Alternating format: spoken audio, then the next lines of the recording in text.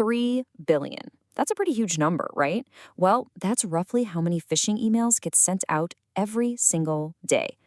So today, we're going to dissect one of these nasty little attacks that lands right in your inbox. We're going to learn how to spot it, how to stop it, and how to keep ourselves safe. Okay, picture this. You're just starting your day, you open your email, and bam, this hits you. Urgent, suspended in 2 hours. I mean, your heart probably just skipped a beat, right?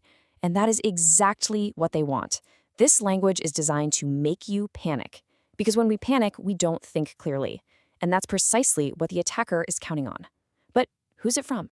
At a quick glance, it looks kind of legit. IT support, okay. And the email address is support@runnersoft.com. Wait a second. Did you catch it? Your brain probably just auto-corrected that to Microsoft, didn't it? It's an R and an N pushed together to look like an M. It's a really clever and subtle trick. They're banking on you being busy, just skimming, and totally missing that tiny detail. So let's just pause right here. Before your finger even twitches towards the mouse, this is the crucial moment.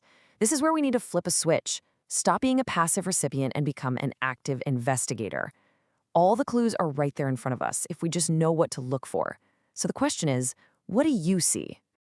This is where we get to put on our detective hats. We are going to break this email down piece by piece and expose it for the fraud it is. Let's dig into the anatomy of this fish. First, let's make sure we're all on the same page about what we're dealing with. The official term is phishing, and it's all about deception. It's an attacker pretending to be someone you trust, your bank, your IT department, you name it. And their goal is always malicious, either to steal your sensitive data like passwords and credit card numbers, or to trick you into installing some really nasty software like ransomware. Let's look at this trick again. It's so simple, it's kind of brilliant. The domain isn't MICROSFT. It's RNICROSFT. The R and N just blur together to look like an M at a quick glance. This classic domain mismatch is an absolute dead giveaway. The lesson? Always, and I mean always, check the sender's full email address. Okay, next up, the greeting. Dear valued customer. Think about it. Does your company's IT team talk to you like that? Or any legitimate company for that matter? No. They know your name. They'd say, "Hi, Jane," or "Hello, John." A generic greeting like this just screams that it's a mass email blast, not a real personal message just for you. And this brings us right back to the psychology of the attack. That feeling of urgency is a weapon. By threatening to suspend your account, the attacker is trying to short-circuit your logical thinking. They want to replace reason with fear. Real organizations very, very rarely use these kinds of high-pressure tactics. And now for the most dangerous part of the entire email, the link. The text says, "Click to verify account." Sounds plausible, but here is the single most important trick you need to know. Hover your mouse over it. Don't click it, just let your cursor rest on top. And you'll see the true destination pop up, some shady-looking address that has zero to do with Microsoft. That hover technique is your superpower. All right, so let's recap our red flag checklist. We've got the mismatched domain, we have the generic reading, there's that intense, urgent pressure, and of course, the suspicious link that you can check by hovering.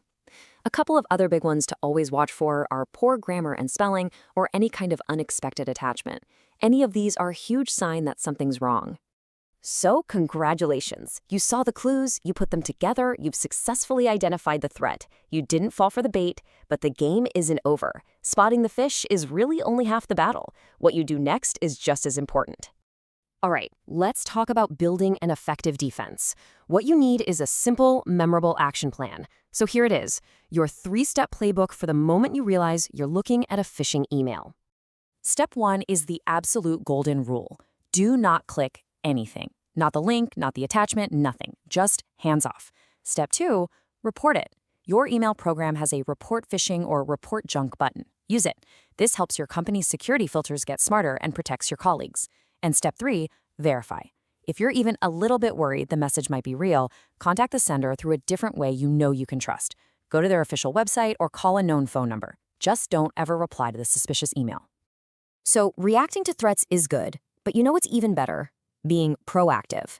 We can't just sit back and play defense. It's time to build a digital fortress with security habits that will protect you long-term and make you a much, much harder target for these attackers. These are the layers of your digital shield. First, and we'll talk more about this in a second, enable multi-factor authentication everywhere you can.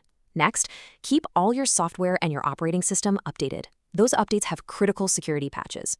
Also, trust your company's email filters. They use smart technologies like DMARC, SPF, and DKIM to catch a lot of these attacks automatically. And finally, actually participate in those security training sessions. Practice really does make perfect. Okay, if there is one single thing you do today, please let it be this. Enable multi-factor authentication, or MFA, on all your important accounts.